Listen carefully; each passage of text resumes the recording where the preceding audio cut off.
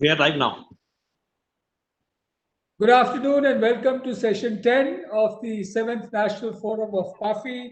We are going to be talking about building a strong industry-government partnerships in challenging times. In fact, that's the very theme of the 7th National Forum of building trust and charting growth. We have with us today an outstanding panel. We have Mr. Borge, President of World Economic Forum, Mr. Chandrajit Banerjee, the Director General of CII, and Pranjal, a noted journalist who's going to be the moderator, and my friend Ishtiaq, the president of PAFI, and we also have Shagufta from Twitter. So I'll now hand over to Pranjal to really set the ball rolling, and thank you so much. Thank you, Ajay, for bringing us all together. And, more than a decade of PAFI is quite wonderful and it's a terrific achievement. I think let's jump right into the topic. I think the question of government, industry, collaboration, and the civil society, the mix of these three has never been more urgent in the current phase that we are all in right now. So we are all in the same storm, but of course, we are all in different boats. The impact of the COVID on everybody is very different depending on where we are. So I'm going to begin by asking Borge about this. From a global perspective, Borge, we've seen a lot of geopolitical shifts. We are seeing the impact which began with the trade wars between US and China last year to a situation where in every country, government and industry have to come together in some ways to make sure that the impact of COVID is mitigated. We've always had a trust deficit, but do you think that in today's situation, government and industry are looking at ways to coming together? Is that becoming better, Borge? I think it has to get better, and it is getting better due also to the situation with the pandemic, because we would have seen a depression in the global economy if governments were not launching the biggest stimulus packages since the 30s during the last 7 months. And these stimulus packages, of course, also have made governments much more important in the sense that we're doing whatever it takes in those economies that have those kind of resources, and whatever one has to hand in those economies that are more in the developing category. But now it is, of course, a big discussion on how the stimulus is going to be allocated, and here partnerships between industry are crucial, because at the first is we saw stimulus being used for consumption and furlough people. See, we're going an investment phase. With the second wave that we're faced with in Europe now, we know that the stimulus has to continue. It is going to be big money on the table also months, but I think also important for them to listen to the industry sector. Are you going to invest in? Is this the right time to accelerate the introduction of technologies that we know will be more and more important in the coming decades? That's a good point, Borge. I'll come back to that, because each country is responding in a different way, and stimulus is a very important package, and there has been talk of coordination as well. But CB, coming to you from a regional perspective, the industry and the government of India, even at the state and the national level, have been collaborating and looking at various options in a pre-COVID world. But how has it changed in the last 6 months? Do you see new dimensions of collaboration emerging? Actually, the last 6 months, if I can say, has been very much like a test almost in testing the relationship which has built up, and whether there is this entire issue of trust, and we used to discuss this issue of trust deficit, say, for instance, and how that shaped up over the last 6 months. And some of the results are really outstanding. It's just not the issue of, say, for instance, stimulus, but if you will look at how things evolved, India when COVID broke out, we were completely in a situation. We were grappling with how will we able to solve the health crisis. There were two things which came pretty much: the health crisis, the economic crisis. The health crisis, we didn't have ventilators for ourselves. We didn't have PPE kits, adequate protection for the healthcare workers. So we saw phenomenal industry to industry collaboration. Industry to industry collaboration, clusters getting formed to see how we could manufacture ourselves and have that self-sufficiency, because we were at that point in time not sure about how much we will be able to import. The government helped us. The government and industry worked together to see that enabling ecosystem was framed to see get on with things in terms of manufacturing. We became self-sufficient, not only self-sufficient on PPEs. We were asked to even supply to other countries. Right, and that was a great collaboration between industry, government, which resulted in it. So, and we saw many such examples between the government and industry in terms of, say, for instance, when we were troubleshooting in the first few days of COVID. The first few days of COVID were challenges because, as I said, you had to deal with the pandemic. So lockdown, you had to deal with cutoffs, which resulted in supply chain disruptions. Then you had to address the supply chain issue. So there was phenomenal collaboration to see that those bottlenecks were removed. And we were troubleshooting right at the district level up to the North and the South block to see how things were sort of addressed from time to time. But with the empowered committees which the government launched and from the highest levels, which interfaced with the industry on a regular basis, I think that really brought in the confidence. And then you saw the regulators stepping in, then you saw the government stepping in. There was good amount of discussion amongst all stakeholders. And when relief packages, etc., were meted out, it was done in great coordination. And I must say that, it was in the middle of the pandemic.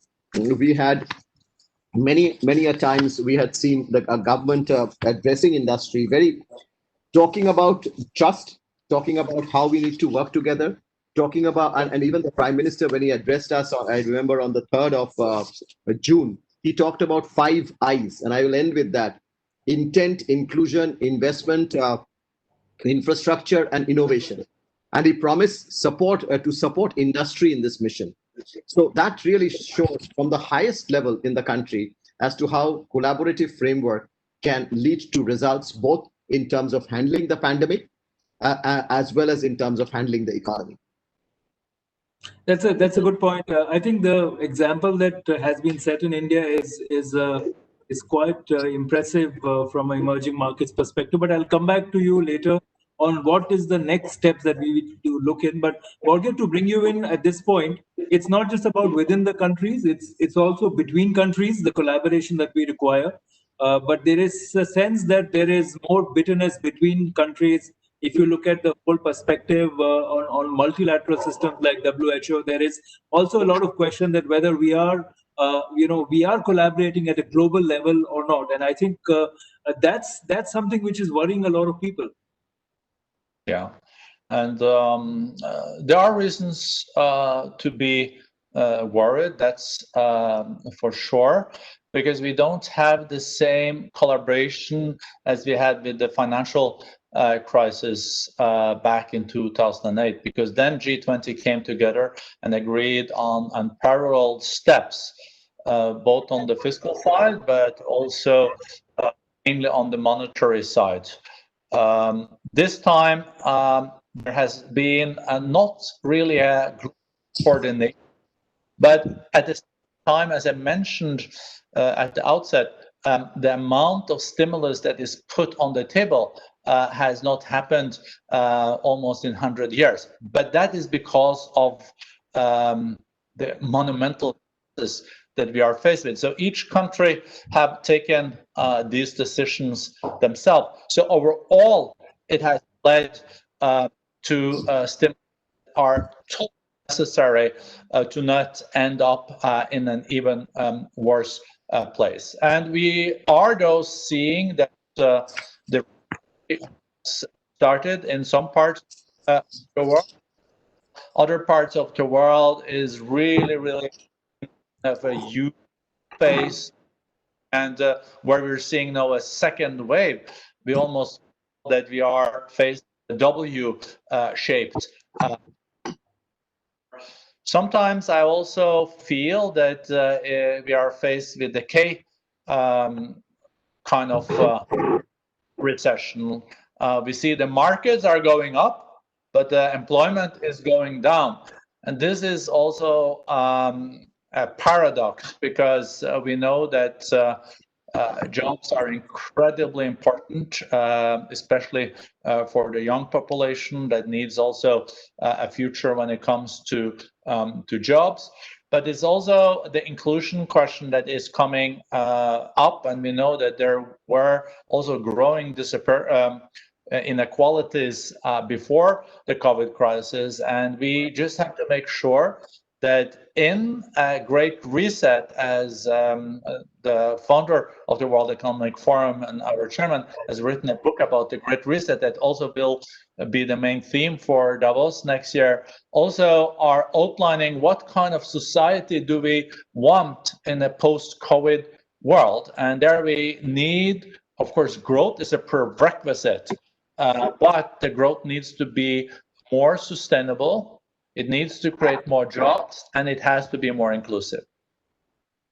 True. I think the choice from the book by Professor Schwab on the Great Reset, I think that's at the heart of the matter today. I think COVID's creation was also about man and nature conflict, which has been rising, and in many ways it had been predicted that some pandemic like this would happen.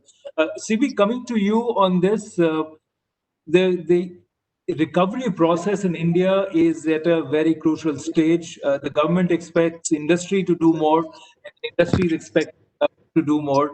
And there has to be now a meeting point where both can say that we are lifting the weight of what is required to make sure that the negatives are reduced.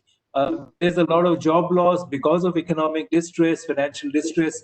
What are the ways in which now we can work together to improve the situation as rapidly as possible? So, some of the things which have started, if I may say, that there are things which are underway in India, which are very critical, and I think that's the way to go. And let me elaborate a couple of points on that. Number one, if you really see that one of the biggest things, one of the biggest outcomes that we saw, one of the something which hurt each one of us when we opened our television screens just post-COVID, was the huge number of migrants and the story that evolved around that. That was a phenomenon each of us, and that showed how vulnerable we are as a society when it comes to our policy or our policy ecosystem that we have. And that's the role. I think these are I'll start from there. There are so many opportunities of both government and industry working together to see that we are a society where livelihoods are well protected and livelihoods are enhanced. And as we discussed a little while back, today in the era of modernization, in the era of automation, when we talk about AI, when we talk about Industry 4.0, there would be challenges in certain sections of the job and certain sections of but we would have to build the ecosystem in such a way that there is enough for everyone. I'll take an example or two to illustrate the point that I'm talking about. So when you look at the age-old government system of L1, Pranjal, you and I will immediately understand what we are talking about. And then you don't get the best. So when you see the migrant workers coming to town, and working and staying under a flyover to make a living, and the contractor has won it because he was L1 and he didn't have to provide for the housing for those migrant workers. He didn't have to. But so all of this needs to change. So needs to be a framework that will actually see how we are more responsible employers, how we are more, and those costs would need to be allowed to be factored in when we are looking at opportunities. So I just give an example to illustrate how policy ecosystem would need to be tweaked. More in the last few days, you have also seen a movement towards this. When we talk about the labor reforms that we are seeing, we need to see that again, government and industry, and it's responsible of not just the government and industry, it's responsible, I would think, of everyone, all political parties, civil society, everyone comes in to say that we need to be looking at the future. And when we look at future, a labor reform is not merely a hire and fire change that one makes. A labor reform is made to see how employment is enhanced and how employment opportunities can be enhanced. Second, we have seen important reforms in the agri side, and I think that's again a huge opportunity where we can see a very strong livelihood from the rural sector, which would be critical. So I see a lot, and Pranjal, another important thing which is happening in India is from the central level, and I think in the last today and yesterday, we have a lot of representation of states in this conference, which is very, very good. And because today a lot of action has actually shifted to the states. So the reforms agenda, which I see, which needs to be really worked upon and taken forward by all the stakeholders in the society, a lot of action today is with the states. And I think the partnership at the local level, at the local district administration level. So when we look at faceless taxation and things like that, it's a huge cultural change that we are going to bring in. This entire aspect of, say, Inspector Raj, etc., which will bring in which will enhance the mood of the industry, which you referred to invest and to be engaged with. And the government would also be therefore able to respond, because industry will be able to play that role, that responsible role, if we see that responsible role going forward. So there is a lot of action to be done, and it can be done only if we see a coordinated partnership between different sections of the society as we go forward. That's a great point in terms of, we've been talking about the era of globalization and, of course, the backlash to globalization. But what COVID is showing, and from what you said, CV, we're also now in the era of extreme localization, whether we are looking at the impact of job loss, if we are looking at COVID management, it has to be at a very local county level, perhaps district level, or at the regional state level. But I think the larger piece, and I'd like to put this over to Borge, is the mention of responsible employer. Borge, the new Future of Jobs report by the forum, which has just been launched, talks about 85 million people, their jobs being disrupted across the world. Even though it says that 95 million people, new jobs would be created, the fact is that managing this transition is really going to be the huge challenge where government and industry will have to collaborate if we want to avoid large scale social distress. And again, it's going to be in as much in Germany and Switzerland as in India or Sri Lanka. Do you think that new frameworks are required for, therefore, government and the private sector to become responsible employers to manage the transition at a very, very local level? So indeed, when economies are contracting with 5 to 20%, it also means that a lot of jobs will be lost, because there are companies closing, there are companies going bankrupt, and those jobs hopefully then will be replaced with new jobs in new sector. And here is also the dilemma that we are faced with is, of course, we have now furloughed, millions of people But if there is no hope for that job to come back, when is the time when you will have to say you will have to move into unemployment, and then we will have to stimulate the economy and also make the necessary conditions for 95 million new jobs, replacing the 85 million jobs. And this is adding a lot of stress to families, also when it comes to livelihoods. And this is a transition also into a new industrial reality, as we have discussed also many times before.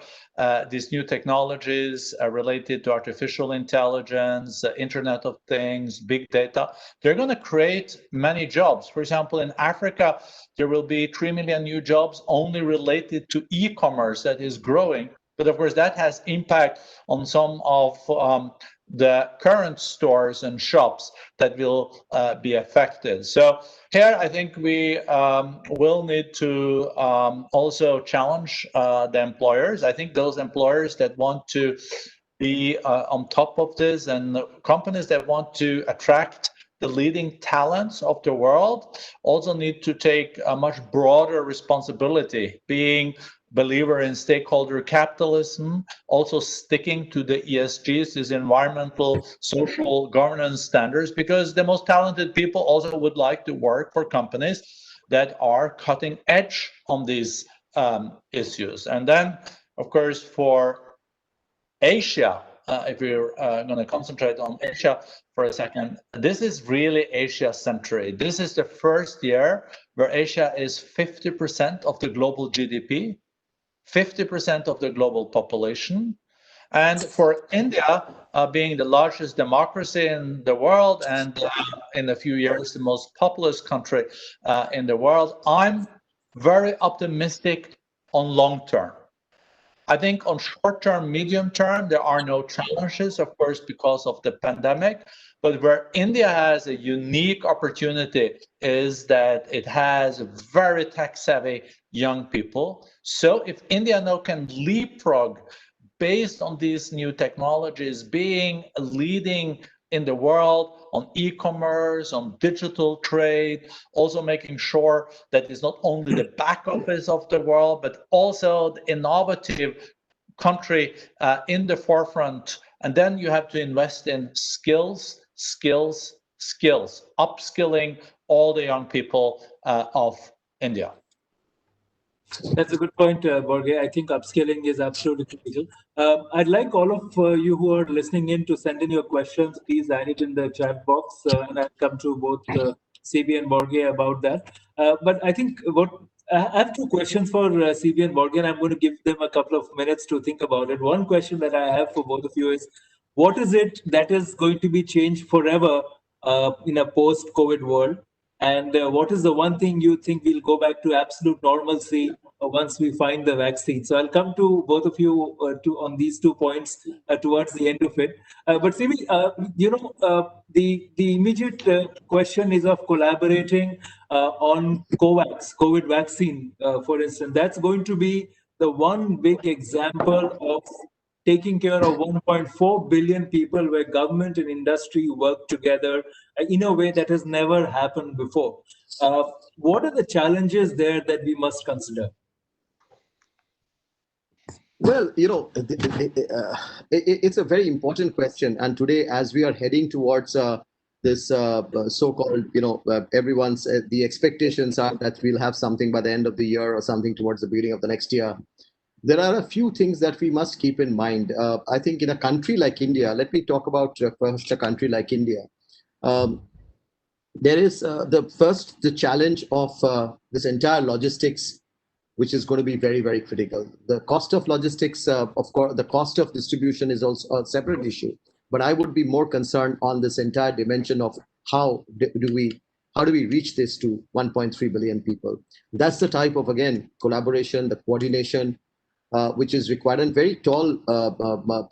You will require a very strong governance system, both from the industry as well as those other stakeholders who would be involved in this entire distribution to There are many people who would have a stake in and therefore how they would be involved in the distribution, etc., would be very critical.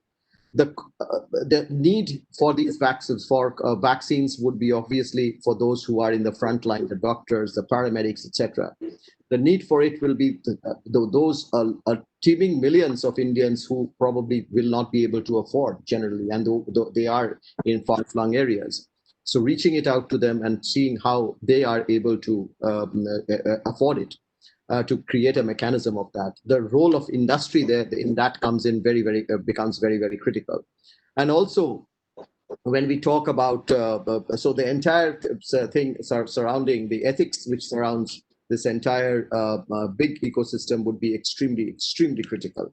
Second, of course, this entire thing about how we collaborate with the world. And India has always in the past shown its magnanimity in terms of we have always shared with the rest of the world. And even in this case, because this is not that the pandemic has taught a lesson that there cannot be an island of excellence in terms. So we need to have everyone across the world to be safe, everyone across the world to have access. So the collaboration that we require between all global leaders are going to be very critical. So there is going to be a very coordinated approach, and we see signals of it. We have formed a task force on distribution, and the task force on distribution, which will collaborate with the government, both from the point of view of seeing how we facilitate, how we raise capital, etc., from the industry, and the responsibility that the industry would need to show for in this entire of it is paramount. So I think it's going to be again a test in front of humanity to see how these collaborations work both nationally as well as internationally. Thank you, CB. I think that's very heartening. I think the way government and industry are working, hopefully it will be setting the template for more such efforts. So now, I'll wait for questions, but before that, let me come to Borge and you. Borge, one thing that will never be the same again, in your view, and one thing that you think we can go back to absolute normalcy. Yeah, thank you for those two questions. I was reflecting. I realized that the way we shop will not go back to how it was, and I really realized this on Sunday when I spoke to my 83-year-old father back in Norway, and he said, "Oh, I've done all the Christmas shopping already." He said, "Okay." I said, "Oh, but you're supposed to be very careful now because there's like the second spike." No, he was very careful. He bought everything through digitally. So he went to different stores. He bought sneakers for my two sons on the Nike piece, and he listed it all. And 9 months ago, he never entered any kind of buying online. So I think those things even have changed now with the older generation. What will go back to normal? We are human beings and we are social creatures. So, of course, it's very nice to see you all on this Zoom or digitally, of course, seeing CB there. But nothing can replace also coming together physically. So I think in a 5 to 7 years perspective, I think at least tourism will come back. And I think travel will also, some of the business travel will definitely come back. I think some unnecessary business travels will not come back, but it still makes a huge difference meeting people in person, because we are not robots, and that's, I think, a good thing. That's a great point. The fact that we have not met each other and we're just looking at two-dimensional faces on a screen, I don't think it's going to sustain us. But what it has created is it's created an industry by itself. There are now Google and Amazon have created virtual tours. You can do 3D tours sitting from your watching from your desktop. So it's amazing the way things are changing. But hopefully, we don't have to look for 3D tours when we can actually go and visit places. CV, in your view, what do you think will never be the same again? So we talk about a new normal, we talk about a old normal, but I think it's going to be a never normal world. It's just going to be a never normal. So that's the way ahead, will be never normal. And I think something that we have got to learn, and we have during this last 6 months, is this combination, to a great extent, what Borge mentioned. But we will learn to be phygital, and phygital, which is both physical and digital. A combination of that is what I see, which will not change, or rather, which will be a change which will come in as we deal with the world as we move along. And in that, what would become is, we will be a much more efficient world. And I think that efficiency factor, in terms of whether it be cost or whatever, that is something that is going to be a positive fallout of this. And so that's something which is the way I look at it as we move ahead. The second part of it, well, I do not wish to repeat what Borge said, because that is exactly what I would have said. Is like, Pranjal, Borge, Ajay, we know each other, so meeting like this, and even it looks like as if we are meeting face to face. But when you do not know a person, when you need to know a person whom you meeting for the first time, this virtual world is a very difficult way to make friends. So I would imagine that we will probably go back to that old normal of having that cup of tea together. And also, when we enter a room, we don't have to be so conscious whether we are live or not live. Because we'll have to be measured in what we say. When I'm meeting you, Pranjal, one-to-one, or Borge on the sidelines of something, I'll share one or two important points which he will pick up, which we wouldn't have, which we wouldn't have said in public. So I think I'm missing all the detailed insights from you, CB, these days. So am I. On India. But on a very lighter note, on a very, very lighter note, I think we'll have to go back wearing full pants and not half pants when we are doing our meetings. So there is a new line of clothing which is now floating around, about how you have a fantastic jacket and tie, but then you go with Bermuda shorts, in the lower half. Chandrajit, how did you know I was wearing a half pant? But I No, tell you, one thing which never will be against, I hope so, I hope not, is the whole spirit of Davos. So what do you say, Borge? Will Davos be the same again ever? Yeah, of course we will. There is such a pressure now to conduct also a physical meeting. It's accumulated need for people to get together, but also, of course, we all know that the conversations digitally, as CB also touched on, they are. It's good to do it when it's you have a formal agenda and all this, but a lot of the insight, the nuances you miss. But maybe even more important is the point that if also at the workplace you can say that it works okay to be working remotely, but how do you then onboard new team members? How do they learn about the culture of an organization? I feel, for example, at the World Economic Forum, we're the International Organization for Public-Private Partnerships. Our culture is a very entrepreneurial one, and I have team members that never been at the headquarters. They've just been introduced to us by Zoom. So I don't think you can replace everything by efficiency and this digital piece. But, that's the way it is now. Safety and health has to come first. But I think we're all looking forward to effective vaccine. Also with COVID, anywhere is COVID everywhere, and that we have to also remind ourselves when it comes to the distribution of the vaccine. It's not like only the rich countries can then vaccinate their people. Everyone have to have access to vaccination if we're going to fight this pandemic. The one good thing which has happened, at least in India and perhaps across the world, is that people in the government and the officers and ministers have become so much more smarter with technology. So I think that's a good development.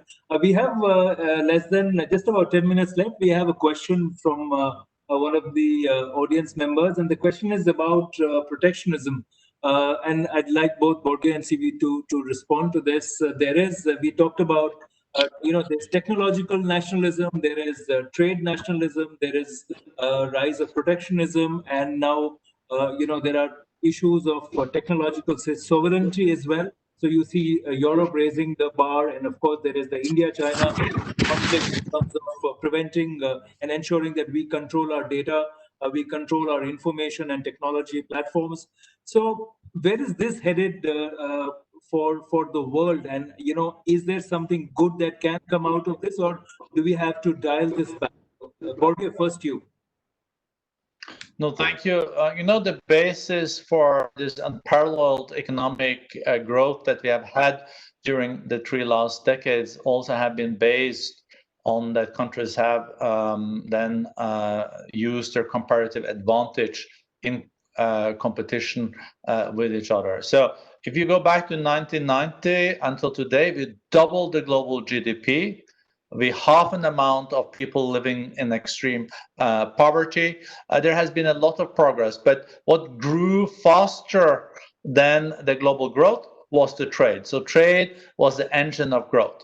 That doesn't mean that in the coming years we have to also look at trade, and we have to make some changes. I think some nearshoring when it comes to PPEs, when it comes to medicine, etc., will of course happen also with food. But we should not lose the baby with the bathwater, because countries should of course do what they're best at, and they should import then it's not natural for them to produce, and they should also, I think we really need to stick to the global value chains too, and strengthen them, make them more resilient. Maybe some of them have to be more regional than totally global, because we were a bit vulnerable. But we should also know the cost of then entering into a more protectionist mood will be very high. It will mean lower global growth, and lower global growth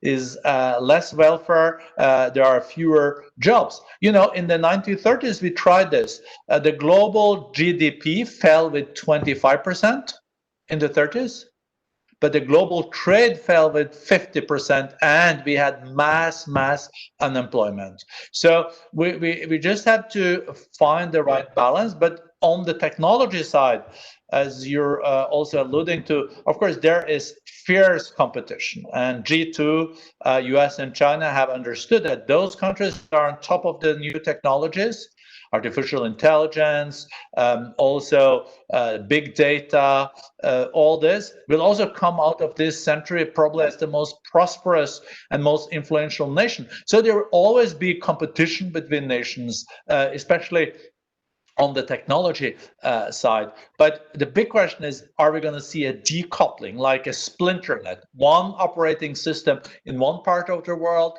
another operating system in another part of the world? I hope not. But that also means that there has to be a level playing field when it comes to competition. There has to be transparency when it comes to trade. And world leaders need to be able then to come together and find common solutions. I think the jury is out on this. Thank you, Borge. CV, one quick answer from you. There's another question which has popped up, which refers to what you said earlier in terms of government-industry collaboration. The government is becoming stronger. There's a lot of reliance on public sector companies. So is that going to crowd out private sector when we look at collaboration? Is there going to be an impact of a stronger government? Does that mean that the public-private cooperation would perhaps weaken? See, let me sort of assure you that some of our public sector units and public sector corporations are indeed efficient? I'd like to be very clear before I answer that question. And there are, in some of the ways that the public sector has functioned, in spite of the various obstacles that they face, is really truly outstanding phenomena. But having said that, and I would think that today, if you really look at certain sectors and across, and as more the government becomes powerful, I think the government would be able to decide on further rather aggressive mode of disengaging themselves from business. And the role of the government, as we all say, is not really doing business. So we will find that there will be more and more space given to the private sector to come in, and probably we will see much more of something that we have been talking about for a while to make it more aggressive disinvestment and divestment from the perform. I think that going forward, we shall see that happen pretty strongly, and that would bring in further efficiency, and it would need further efficiency coming in from the private sector, and would also need a lot of collaboration from the government. And because, again, as I said, the policy changes that would need to be done would have to be, those will be the critical enablers, and that is where the government industry collaboration and participation becomes very critical. Thank you, CB. And Borge, it's been a very optimistic conversation. I'm going to end here because we're running out of time, and I'd like to now hand it over to Shagufta Kamra. Thank you, Pranjal. It's been an absolutely enlightening discussion. And first and foremost, I think I'd like to thank everyone on behalf of PAFI and all its members, Borge, Chandrajit. This has been actually a phenomenal discussion. I think in terms of key takeaways, what was the most significant was how critical events, and in this case, of course, the pandemic has been able to trigger meaningful partnership and collaboration between the industry as well as the government. And I think it is, of course, for all of us to see that developing economies, particularly in the Asian world, and of course, India, are very uniquely placed to take advantage of, various nuances, be it in terms of the youth population, be it in terms of upskilling, be it in terms of new technology. I think these are very good USPs that all of us have, and we totally need to sort of embark upon and take advantage of these. I think the other major takeaway, of course, was that, you spoke about protectionism in terms of the questions. And I think, as Borge also mentioned, that there is enough testimony now to believe that localization or similar kind of requirements clearly have not any answers that we are looking for. Just to give you an example, data localization, for instance, can actually restrict the flow of information. It incurs significant costs and actually reduces economic opportunities for everyone involved. So clearly, we have to look at the advantages of public-private partnerships and collaborations. And I think I just want to end with one last message that Chandrajit said, that, in a post-COVID world, all of us are going to be really phygital, wherein we are going to be harnessing the technologies of both physical and the digital. And I think we've personally, this particular era has let the foundations of what really policy making and the world in future should look like, because I think the foundation really lies on the principles of consultation, collaboration, and more importantly, collective decision making, wherein the government as well as the industry can come together and be that one voice which paves the future.